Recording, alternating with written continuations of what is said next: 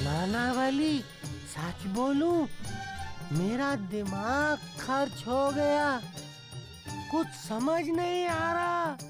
तुमने उस महामारी को भगाया कैसे? बाबा की कृपा। फिर वो झाड़िए पेटू द्वारिका नाथ को बचाया कैसे? साईं बाबा की कृपा। तुम दोनों ने साईं बाबा की तरह आटा फेंककर चमत्कार कैसे किया? ये तो साईं बाबा की कृपा दृष्टि है। अरे ऐसे ही साईं बाबा की कृपा दृष्टि करते रहोगे तो वो झाड़िया द्वारिका नाथ और वैद्य जी की मुझ पे कुदृष्टि पड़ जाएगी। ये भी बाबा की कृपा। अरे अब मुझ पे कृपा करो। साईं बाबा की कृपा। अरे जैसे वो महामारी भाग गई ना, वैसे ही तुम दोनों हिमालय भाग जाओ। फिर सगुन और नानावली बनकर लौट आना। ये तो साईं बाबा की कृपा ही कृपा, कृपा ही कृपा, कृपा ही कृपा। जय साईं बाबा।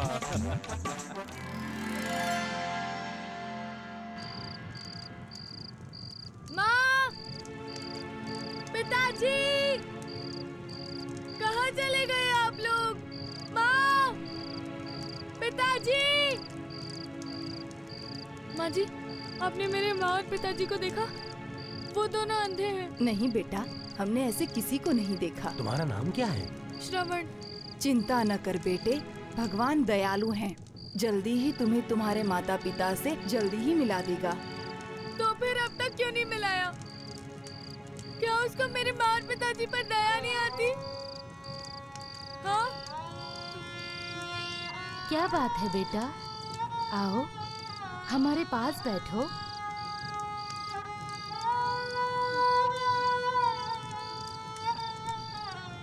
भगवान से नाराज नहीं होते बेटे। भगवान जो भी करता है उसी में हमारा भला ही होता है। लेकिन दादी जी, मेरे अंधे माँ और पिताजी को मुझसे अलग करके भगवान ने हमारा क्या भला किया है? लगता है छोटी सी उम्र में तुमने बहुत कुछ भुगत लिया है। आओ हमारे साथ खाना खाओ।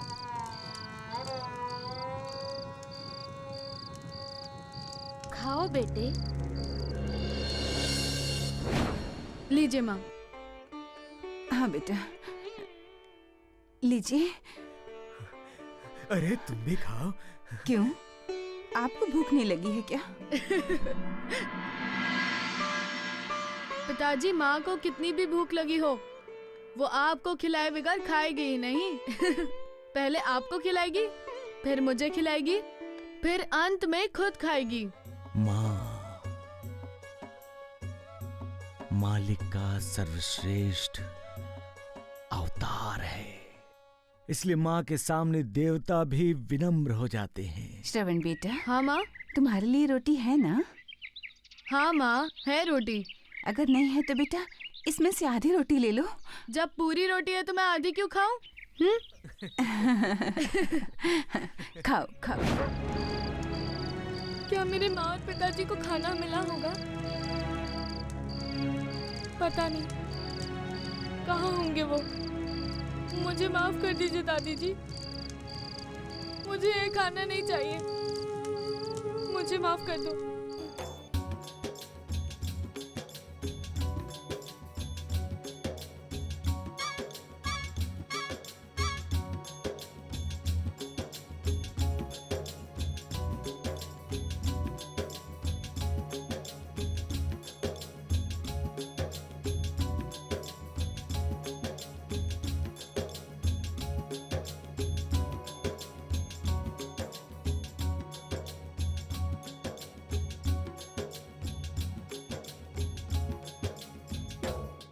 जो इंसान अपने आप को नहीं ढूंढता वो दूसरों को कैसे ढूंढ पाएगा?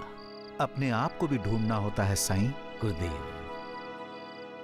जो अपने आप को नहीं ढूंढ सकता, यानी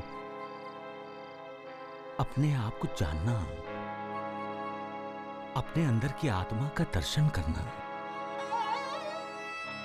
अपने अंदर ज्ञान का जो प्रकाश है उससे अपना जीवन प्रकाशित करना। जब अपना जीवन प्रकाशित हो जाए तब दूसरों की खोज आसानी से की जा सकती है। कोई मिसाल दे सकते हो तुम? एक तपस्वी साधु का शिष्य था। कई वर्ष कोशिश करने के बाद भी वो ध्यान नहीं लगा सका। आखिर वो अपने गुरुदेव यानी उस तपस्वी साधु के पास गया। बोला, इतने वर्षों से मैं ध्यान लगाने की कोशिश कर रहा हूं, लेकिन ध्यान लग ही नहीं रहा। तो फिर तपस्वी साधु ने क्या कहा? साधु ने कहा, तुम इस देश के राजा के पास जाओ, ध्यान कैसे लगाया जाता है वो तुम्हें शिक्षा देंगे। एक राजा? हाँ गुरुदेव। वो राजा के पास गया और जाकर उसने देखा कि राजा तो मदिरा और मदिराक्ष में डूबा हुआ है। हाँ गुरुदेव, ऐसा ही हुआ। नर्तकी का नृत्य देखने वाले राजा को देखकर शिष्य लौटने लगा। तो राजा ने उसे रोका, और जब उसे ये पता चला कि शिष्य को साधु ने भेजा है, तो उसने शिष्य को कहा कि अब आए हो तो हमें आतिथ्य सत्कार का अवसर दो, यही? बिल्कुल ऐसा ही हुआ गुरुदेव। आराम शिष्य ने कभी देखा नहीं था। उसे देखने को मिला, उसे अनुभव करने को मिला, और रात के भोजन के बाद जब उसे भव्य और ऐश्वर्य संपन्न शयन कक्ष में सोने को मिला तो वो जी भर के सोया होगा, और क्या? नहीं गुरुदेव, शिष्य एक पल के लिए भी नहीं सो सका। क्यों? क्यों नहीं सो सका? क्योंकि जिस पलंग पर वो लेटा था उसके ऊपर एक बहुत नाजुक धागे से एक तलवार लटक रही थी। ऐसा लगता था किसी भी वक्त धागा टूटेगा और तलवार सीधी उसके सीने में घुस जाएगी। कहानी का ये मोड़ अच्छा है साईं। सुबह हुई, राजा आया। उसने विनम्रता से पूछा, महात्मन, आपको नींद तो ठीक से आई ना? शिष्य ने कहा, राजन, इस लटकती तलवार ने मुझे रात भर सोने नहीं दिया। सोना चाहता था, नींद भी आ रही थी, लेकिन बार बार लटकती तलवार याद करके आंखें अपने आप खुल जाती थी। तब राजा ने क्या कहा? राजा ने कहा, मान्यवर, ध्यान ऐसे ही किया जाता है। ध्यान करने के लिए आंखें बंद करके पद्मासन लगाकर बैठना ही आवश्यक नहीं है। ध्यान का अर्थ ही है सोते, जागते, उठते, बैठते, हर पल, हर समय उस परम ब्रह्म परमात्मा का स्मरण करना। बढ़िया, बहुत बढ़िया साईं, बहुत बढ़िया कहानी सुनाई तुमने, वाह। गुरुदेव, जब हम ध्यान लगाते हैं तब हमें हमारे अंदर की आत्मा के दिव्य दर्शन होते हैं, और आत्मा के दिव्य प्रकाश में ही हमें उस निर्विकार के दर्शन हो जाते हैं। इसलिए कहते हैं कि पहले अपने आप को खोजो। जो अपने आप को खोज लेता है वो मालिक को भी खोज लेता है। मालिक सबका कल्याण करे, कल्याण करे।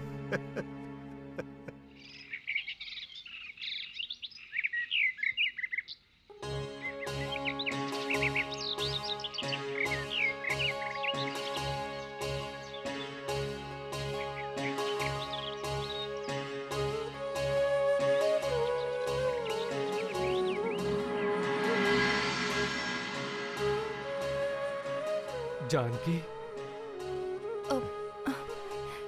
चलिए चलिए, खाना खाने चलिए।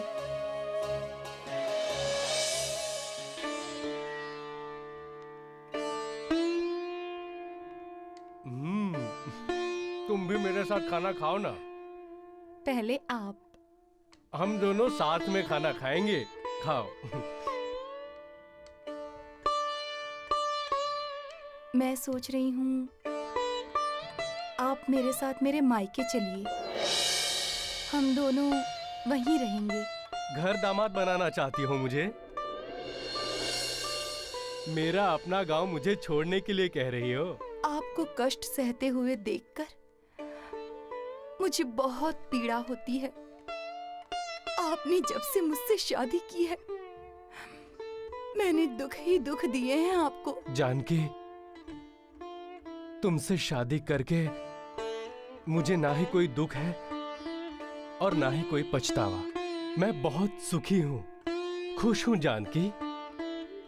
और तुम भी सुनो, अपने मन से अपराधी होने की भावना को हटा दो, मिटा दो इसे। आप वास्तविकता की तरफ ध्यान नहीं दे रहे हैं, इसीलिए ऐसा बोल रहे हैं। वास्तविकता क्या है जानकी? घर में खाने के लिए अनाज नहीं है। फिर ये रोटी? मैं हमेशा मालू दीदी के पास जाकर उनसे आटा और चावल लेकर आती हूँ। इस बंजर जमीन से फसल की आशा करना बेकार है। अब तो सारा गांव ये बात जान गया है। अब कोई भी हमें उधार देना नहीं चाहता है।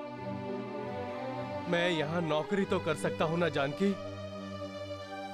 मैं वो करूंगा।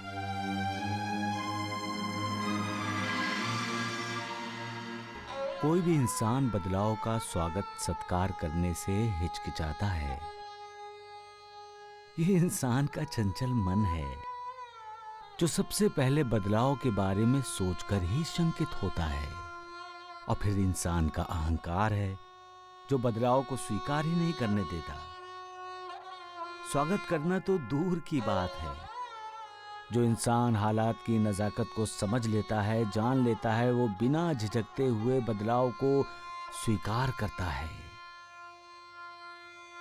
कुछ लोग मजबूर होकर झुक जाते हैं और आने वाले बदलाव का स्वागत करते हैं, लेकिन कुछ लोग हालात की गंभीरता को नहीं समझते हैं और न समझना चाहते हैं। वो न झुकते हैं और न ही अपने साथ अपनों को झुकने देते हैं। इसलिए इंसान को वास्तविकता यानी सच्चाई को जानना चाहिए, सच्चाई को स्वीकार करना चाहिए। इससे इंसान के दुखों की तीव्रता कम होती है। हालात से समझौता करने में कोई अपमान नहीं है,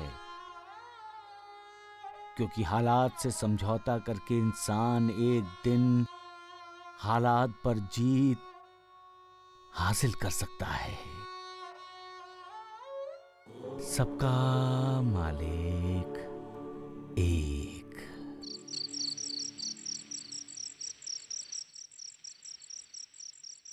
मौसी जी, आपने बुलाया?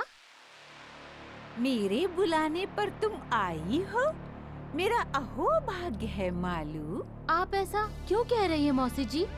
कहना पड़ता है मालू, कहना पड़ता है, क्योंकि तुम अब मसीहा बन गई हो। मैं मसीहा? मौसी जी, सुना है जिसे रोटी नहीं मिलती उन्हें तुम 2 वक्त की रोटी देती हो। मैंने तो सिर्फ जानकी को। क्या तुम्हें अपने परिवार की कोई फिक्र नहीं है मालू? कहीं ऐसा ना हो कि जानकी को रोटी देते देते तुम अपने बच्चों को रोटी ना दे सको। ये दुनिया बड़ी जालिम है मालू, बड़ी जालिम। पता नहीं कब क्या हो जाए, कुछ भी हो सकता है। कहीं ऐसा ना हो कि एक दिन तुम्हारे खेतों में, तुम्हारे घर में आग लग जाए मौसी, और सब कुछ जलकर राख हो जाए। बस मौसी बस। मैंने तुम्हें समझाने की कोशिश की है मालू, और मैं नहीं चाहती कि मेरी पड़ोसन दूसरों की भूख मिटाते मिटाते अपनी भूख बर्दाश्त न करके मिट जाए।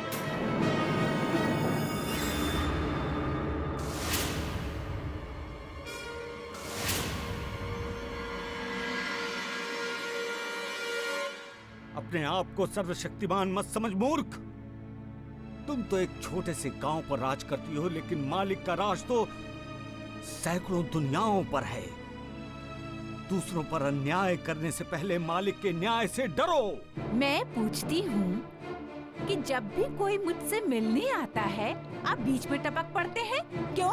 अरे मेरा घर है, मैं जहाँ मर्जी आऊँ, जहाँ मर्जी जाऊँ। अच्छा, और तुम मेरी पत्नी हो। ओह, तो इस बात का साक्षात्कार आपको आज हुआ है जमींदार साहब? हाँ, और पत्नी की साजिश का भी। जमींदार साहब, तुमने रघु और जानकी को तो घर से बाहर निकाल ही दिया है। अब उनकी जिंदगी में क्यों दखल दे रही हो? उनको चैन से क्यों नहीं जीने देती? आप तो मुझ पर आरोप लगा रहे हैं। तुम रघु और जानकी के मुख करने वाला क्यों छीनती हो? ताकि आपके रघु को उसकी माँ के दूध की याद आए। उसे पता चले कि बचपन में जब वो भूख से बिलख बिलख कर रोता था तो उसे मैं दूध पिलाती थी, मैं।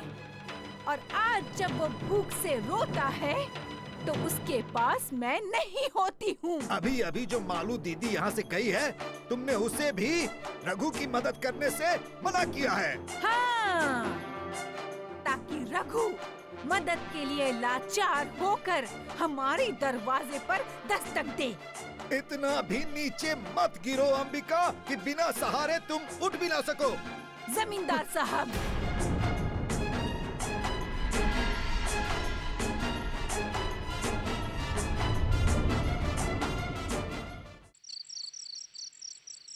राम राम राम। आज तो आपको मानना ही पड़ेगा द्वारिकानाथ जी कि हम पर भगवान की कृपा है। राम राम राम। द्वारिकानाथ जी, आप जिन्हें अपना गुरुदेव नहीं कह रहे थे, उन्होंने ही आपकी रक्षा की है। सत्य है वैद्य जी, सत्य है। एक बात बताइए द्वारिकानाथ जी, आपके गुरुदेवों ने जो सीमा रेखा लगाई थी ना, उसे पार करके आपको क्या हुआ था? जो आप अपना गला पकड़कर चिल्ला रहे थे कि बचाइए वैद्य जी, बचाइए, हैं?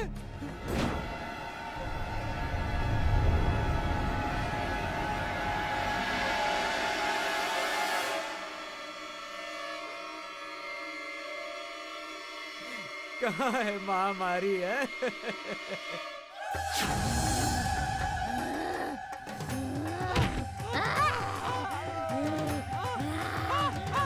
अरे राम राम राम राम।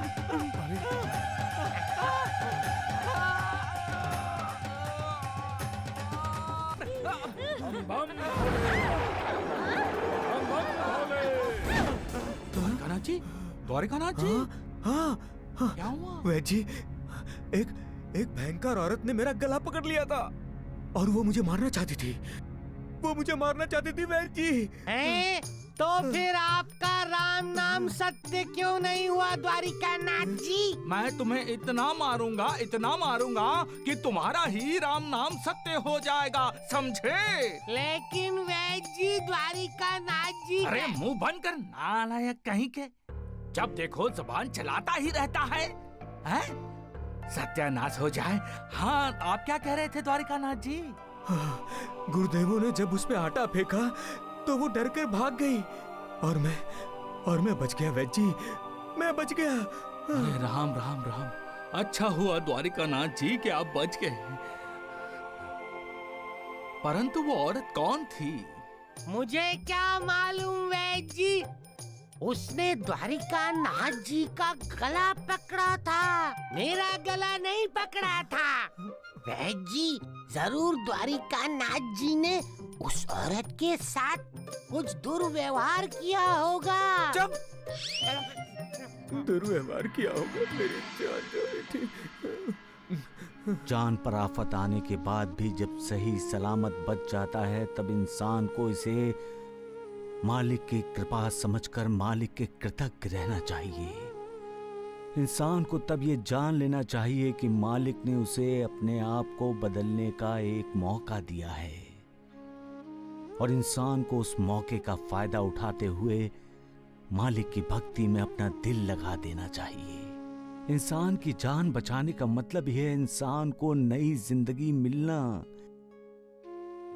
इसी जन्म में इंसान का पुनर्जन्म होना।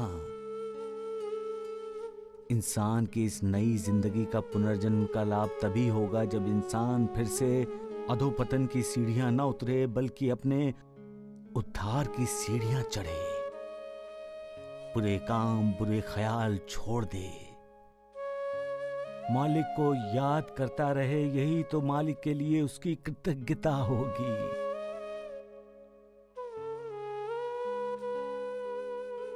सबका मालिक एक।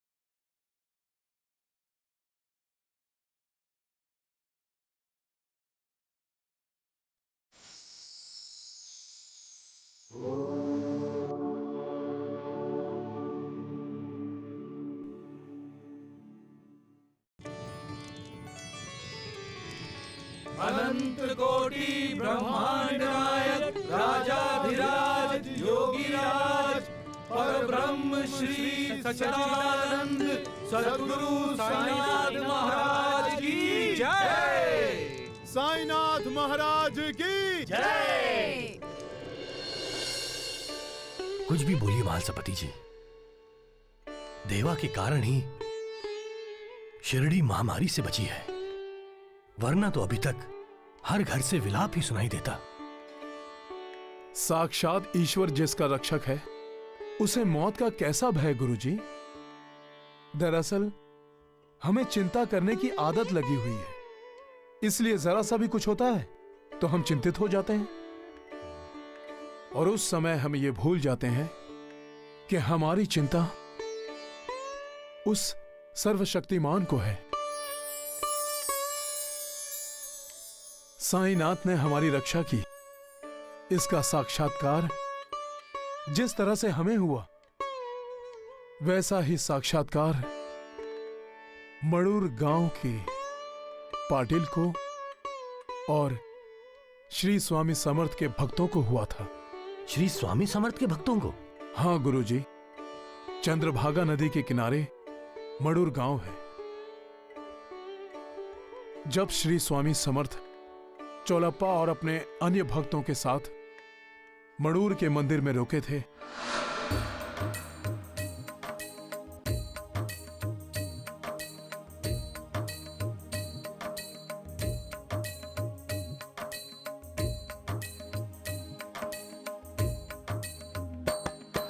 महामारी के कारण रोज 10-12 लोगों की मृत्यु हो जाती थी।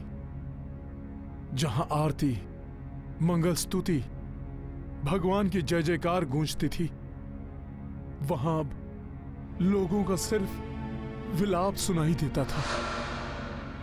स्वामी महाराज, मेरे बेटे को बचाइए, मेरे बेटे को बचाइए स्वामी महाराज। अभी तक तो मेरे बेटे ने जिंदगी देखी नहीं है और मौत उसे ले जा रही है। मेरे बेटे को बचाइए, बचाइए मेरे बेटे को स्वामी महाराज। अप्पा पाटिल, धीरज रखो। आप भी हमें धीरज देंगे स्वामी महाराज, आप भी हमें धीरज देंगे। महामारी की वजह से मेरा बेटा हनुमंत मृत्यु शैया पर पड़ा है स्वामी महाराज। स्वामी महाराज, यदि आप मेरे साथ हमारे घर चलेंगे तो आपके भय से मृत्यु मेरे बेटे हनुमंत को आंख उठाकर भी नहीं देखेगी। कृपा कीजिए स्वामी महाराज, कृपा कीजिए।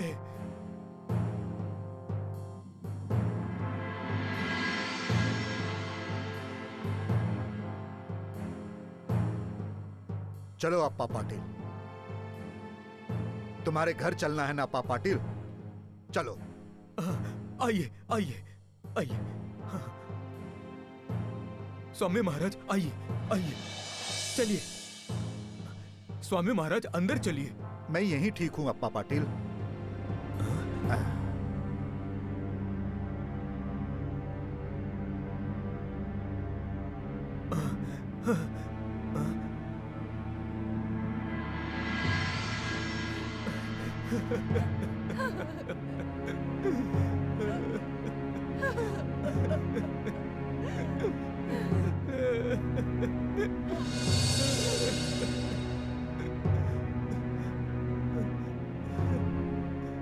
स्वामी महाराज, ऐसा लग रहा है जैसे मेरा हनुमंत प्राण छोड़ रहा है। आप अंदर चलिए। स्वामी महाराज, आप अंदर चलिए, मेरे बेटे को बचाइए। हम यहीं ठीक हैं अप्पा पाटिल।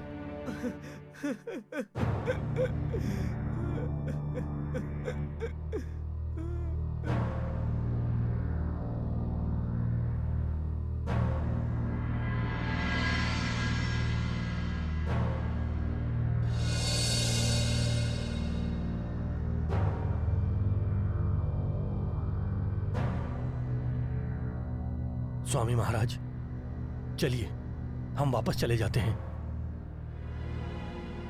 मुझसे बच्चे की हालत देखी नहीं जाती स्वामी महाराज। ऐसा लगता है कि वो अभी परलोक चला जाएगा। लेकिन हमने तो उसे परलोक जाने की इजाजत नहीं दी है। लेकिन उसे जो तकलीफ है, अपने भोग तो हर किसी को भुगतने ही पड़ते हैं चोलप्पा। स्वामी महाराज, अगर आपने उसे परलोक जाने की इजाजत नहीं दी है तो उसका इलाज कीजिए, उसे ठीक कीजिए स्वामी महाराज।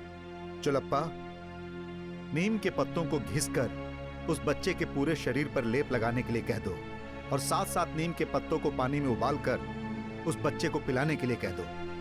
जाओ। जी जी स्वामी महाराज जी।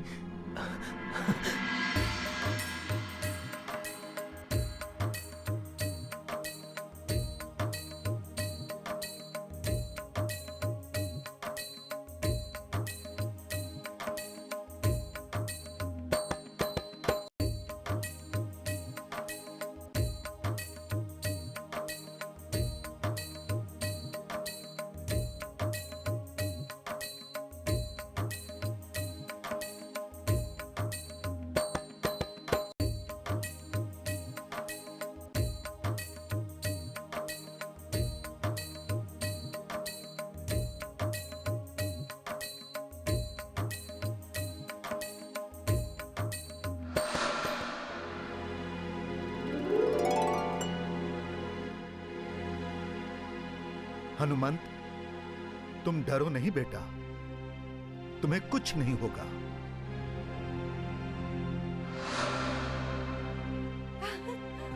माँ, पिताजी, इन्होंने ही मुझे कहा डरो मत, तुम्हें कुछ नहीं होगा, मैं तुम्हारे साथ हूँ।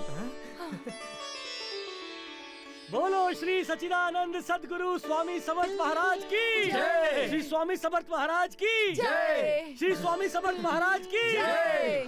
श्री स्वामी समर्थ की कृपा से महामारी का उपद्रव थम गया था। गुरुजी, ईश्वरीय अवतार की लीला ऐसी ही होती है। साधु संतों के लिए कोई भी कार्य असंभव नहीं होता गुरुदेव। उनका कार्य, उनकी लीला, उनके संकेत, उनकी भाषा सामान्य लोगों की समझ में नहीं आती। तुम्हारी समझ में आती है ना साईं, तो हमें भी समझाओ। गुरुदेव, किसी गांव के बाहर एक साधु रहता था, अपनी साधना में ही रहता था। एक दिन एक मुसाफिर आया, साधु से पूछा, मुझे बस्ती जाना है, कौन से रास्ते से जाऊं? साधु ने कहा, बस्ती में जाना है तो सीधा जाओ, कहीं मुड़ो नहीं, तुम्हें बस्ती मिल जाएगी। अरे, साधु ने तो समझने वाली भाषा में ही बोला है। गुरुदेव, साधु के कहने पर मुसाफिर सीधा गया और शमशान घाट पहुंच गया। वहां बस्ती का नामो निशान नहीं था। मुसाफिर गुस्से से लौट आया और साधु से बहस करने लगा। मुझे बस्ती का रास्ता चाहिए। साधु ने कहा, अगर तुम शमशान घाट पर जाना चाहते हो तो बाईं तरफ चले जाओ। परेशान होकर मुसाफिर बाईं तरफ चला गया। सोच रहा था यहां हर तरफ शमशान ही शमशान है क्या, लेकिन जब वो बाईं तरफ के रास्ते से गया तो जिस रास्ते से वो चल रहा था वो बस्ती थी। साधु पागल हो गया। मुसाफिर ने भी साधु से यही कहा था, गुरुदेव क्या आप सबका इसी तरह मार्गदर्शन करते हैं? तो फिर पागल साधु ने क्या कहा? साधु ने कहा, जैसी मेरी समझ है वैसा ही मेरा समझाना है। जो शमशान में चले गए हैं वो हमेशा हमेशा के लिए वहां बस गए हैं, इसलिए मेरी समझ के अनुसार वो बस्ती है। और जिसे तुम बस्ती मान रहे हो वहां के सारे शमशान जाने की तैयारी में लगे हैं, अर्थात वहां कोई बसा नहीं है, इसलिए मेरे लिए वो शमशान है। गुरुदेव, ऐसी होती है साधुओं की भाषा, ऐसे होते हैं उनके संकेत। गुरुदेव, हम जीवन के चारों तरफ देखेंगे तो हमें मृत्यु ही दिखाई देगी।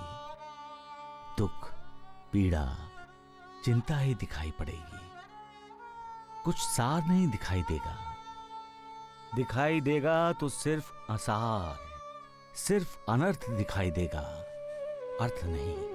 जब इसका ज्ञान होगा तब एक प्रकार की प्यास पैदा होगी हमारे अंदर। उस ज्ञान से लगेगा अगर ये सब आसार है, व्यर्थ है, अनर्थ है, तो सार क्या है, अर्थ क्या है? अगर ये सब व्यर्थ है तो सार्थक क्या है? तब हमारे दिल में ज्ञान की आशा पैदा होगी, जो हमें मालिक के करीब ले जाएगी, जो हमें शिक्षा देगी कि वही सच है, बाकी सब मिथ्या है, झूठ है। सबका मालिक एक।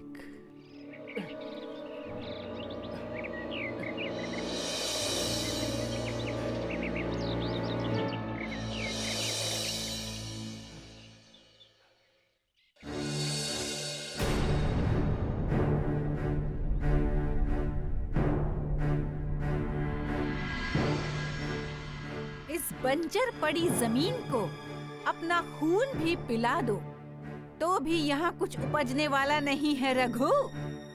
फिर क्यों व्यर्थ में इसके पीछे अपना पसीना बहा रहे हो?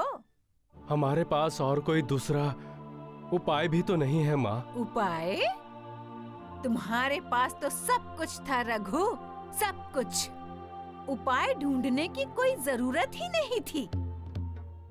लेकिन तुम्हारी अकड़, देखो आज तुम्हारी अकड़ ने तुम्हें कहां से उठाकर कहां पटक दिया है। अगर तुम चाहो तो वापस हमारे घर में आ सकते हो। मैं आपके घर से अलग हटकर अपना अलग घर बसाना ही नहीं चाहता था माँ। वो तो आप थी जो मुझे मजबूर होना पड़ा। और वो मजबूरी मैं देख रही हूँ। उस मजबूरी ने तुम्हें कहां से कहां पहुंचा दिया है, राजा से रंक बना दिया है। जिस मनहूस लड़की के लिए तुमने अपनी माँ को ठुकराया, देखो देखो क्या दिया उसने। अब बस भी करो अंबिका, बस करो। आप चुप रहिए जमींदार साहब, मुझे बोलने से मत रोकिए। मैं किसी गैर से बात नहीं कर रही हूँ, अपने बेटे से सवाल कर रही हूँ और देख रही हूँ कि उसके पास कोई जवाब नहीं है। जाओ रघुराम, मैंने तुम्हें माफ कर दिया, तुम घर वापस आ सकते हो। माँ, मेरे साथ उस घर में जानकी तो रहेगी ना माँ? लगता है तुमने मेरी बातों को गौर से नहीं सुना रघुराम। मेरे घर के दरवाजे सिर्फ तुम्हारे लिए खुले हैं। तुम्हारी उस मनहूस जानकी के लिए नहीं। तो फिर वो दरवाजा आप बंद कर लीजिए माँ। माँ, जानकी मेरी जिंदगी है, मेरी आत्मा में बस चुकी है माँ। बिना आत्मा के शरीर नहीं होता है माँ। मैं जानकी के बिना उस घर में नहीं जा सकता माँ। चलो जानकी।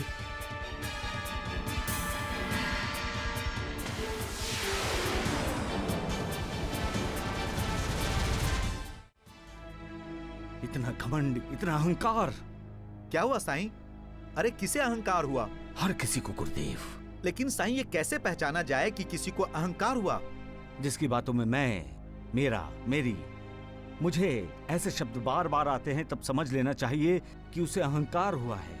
जब इंसान के दिल में मैं कुछ हूं ऐसा भाव पैदा होता है, तब वो अहंकार को जन्म देता है। और जिसके दिल में अहंकार पैदा होता है गुरुदेव, वो किसी का नहीं होता, न अपने माता पिता का, न अपने पति का, न अपने बच्चों का। वो सिर्फ अहंकार का हो जाता है, क्योंकि अहंकार उसे जैसा नचाता है वो वैसा ही नाचता है। इतना बड़ा अपमान, इतना बड़ा अपमान मेरे ही बेटे ने मेरे साथ किया। तुम उसकी बातों को गलत तरीके से ले रही हो अंबिका। उसके कहने का अर्थ ये नहीं था। तो फिर क्या अर्थ था जमींदार साहब? क्या अर्थ था? जरा मैं भी तो सुनूं आपके मुंह से। अपने बेटे की तरफदारी करते हुए कभी नहीं थकता आपका मुंह, है ना? रस्सी जल जाए लेकिन उसकी ऐंठन नहीं जाती। वो है हमारा रघु, और आप उस बेटे का बचाव कर रहे हैं। लेकिन आप नहीं जानते जमींदार साहब कि मैं किस मिट्टी की बनी हूँ। मैं रघु की अकड़ तोड़ कर रहूंगी। ऐसी हालत पैदा कर दूंगी, ऐसी हालत पैदा कर दूंगी उसके लिए कि उसे जानकी को छोड़ना ही पड़ेगा। जानकी को उसकी जिंदगी से अलग करने की कोशिश में कहीं ऐसा ना हो कि हमारा रघु ही हमारी जिंदगी से दूर चला जाए। ऐसा कुछ नहीं होगा। अगर हो गया तो मैं ये समझूंगी कि रघु नाम की मेरी कोई औलाद ही नहीं थी, मैं बे औलाद थी। इतनी नफरत, इतना द्वेष। हाँ। जमींदार साहब, आप सब कुछ अपनी नजरों से देख रहे हैं।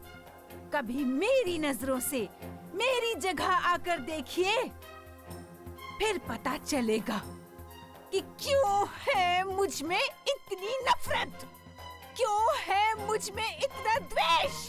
हाँ।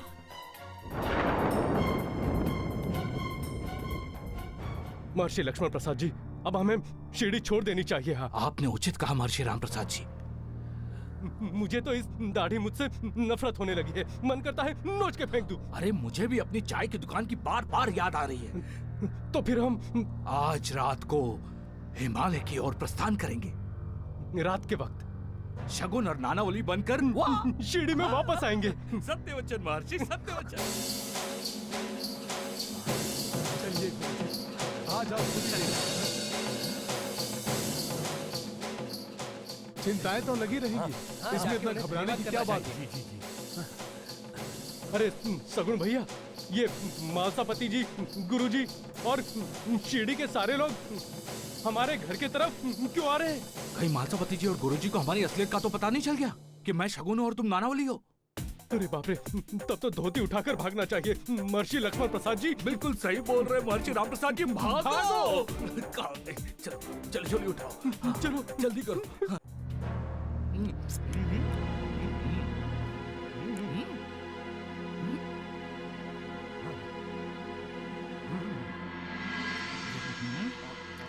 ढूंढू, ये मालसापति जी और गुरु जी यहाँ क्यों आ रहे हैं? वैद्य जी, आपने देखा नहीं, उनके साथ लाठियां भी चली आ रही हैं।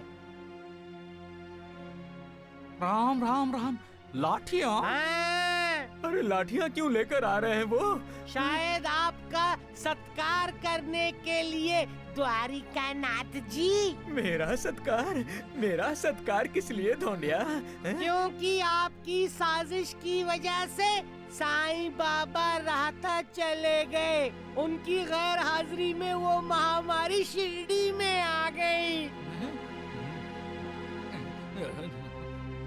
नमस्कार वैद्य जी। द्वारिका नाथ जी, ये लोग तो हमें नमस्कार कर रहे हैं। बहन जी, नमस्कार के बाद चमत्कार भी होगा। हम तो चमत्कार करने वाले उन महान ऋषियों को नमस्कार करने आए। जी हाँ। मतलब ये लोग गुरुदेवों के दर्शन के लिए आए हैं। देख रहे हैं आप वैद्य जी, शिरडी के लोग मेरे गुरुदेवों के दर्शन के लिए आए हैं। बिल्कुल सही। मेरे गुरुदेव द्वारिका नाथ जी, आपने तो कहा था मेरे गुरुदेव नहीं है, और अब मेरे गुरुदेव हैं। नालायक धोंडिया, ज्यादा चटर पटर करने से अच्छा है कि तू जाकर गुरुदेवों को बता दे कि शिरडी के लोग उनके दर्शन करने आए हैं। जा। अरे राम राम, आप अभी तक खड़े हैं? हाँ? अरे मालसापति जी, बैठिए ना, बैठिए। बैठिए गुरुजी, आप आइए। नहीं, हम महर्षियों से मिलकर तुरंत चले जाएंगे द्वारिका नाथ जी। आपकी मर्जी है। महर्षि तो आते ही होंगे। आते ही होंगे। अरे नालायक, तू अभी तक यहीं खड़ा है। मैंने तुझे गुरुदेवों को जाकर बुलाने के लिए कहा ना। जाकर तो आया हूँ। क्या कहा महर्षियों ने? कमरे में महर्षि होंगे तो कुछ कहेंगे ना। क्या मतलब? महर्षि नहीं है? जैसे हिमालय से आए थे वैसे ही हिमालय चले गए। राम राम राम राम। स्वांग और ढोंग कई लोग करते हैं, लेकिन उसे निभाना आसान नहीं है। झूठ बोलना आसान लगता है, लेकिन उसे निभाना आसान नहीं है। जो स्वांग करता है उसे मन ही मन डर होता है कि उसका स्वांग कोई पहचान तो नहीं जाएगा। झूठ को हमेशा सच से डर लगता है और वो हमेशा सच से दूर भागता है। नकली दाढ़ी मूछ भला सत्य के तेज को छुपा सकती है। झूठ बोलने का मतलब ही है मालिक पर अविश्वास दिखाना, मालिक से दूर जाना। और सच बोलने का अर्थ है मालिक की पूजा करना, मालिक के करीब जाना। श्रद्धा और भक्ति इंसान के दिल में विश्वास पैदा करती है, और जो विश्वास करता है वो कभी झूठ बोलता ही नहीं। मालिक है, बाकी सब मिथ्या है, झूठ है, वो अकेला ही सत्य है। इसलिए सत्य बोलना, सत्य की राह पर चलना, सत्य की पूजा करना मालिक की भक्ति करने जैसा ही है। सबका मालिक एक, सबका मालिक एक।